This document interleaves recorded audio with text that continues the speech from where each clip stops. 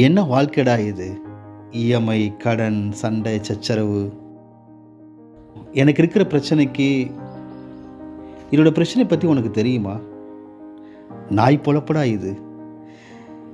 இந்த மாதிரியான புலம்பல்களை ஒவ்வொரு நாளும் நாமே நம்மள பார்த்து சொல்லிக்கொள்வோம் இல்ல?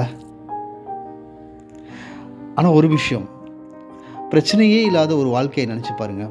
அது செம்ம போரிங்க. அதனால இந்த வாழ்க்கை பிரச்சனைகளுக்கு மத்தியில தான் நம்ம வாழணும். ஒவ்வொரு நாளும் இந்த பிரச்சனைகளுக்கு மத்தியில தான் இந்த வாழ்க்கையை நம்ம கடத்திட்டே போகணும். ஆனா இந்த பிரச்சனைகளோடு நம்ம வாழ்றப்போ நமக்கு ஒரு ரிலாக்சேஷன் தேவைப்படுது இல்லையா? கண்டிப்பா எனக்கு ட்ராவல் தாங்க பெரிய ரிலாக்சேஷனு. இந்த பிரச்சனைகளுக்கு மத்தியில இருக்கிறப்போ நான் பாட்டுல வண்டி எடுத்துட்டு போய்க்கிட்டே இருப்பேன்.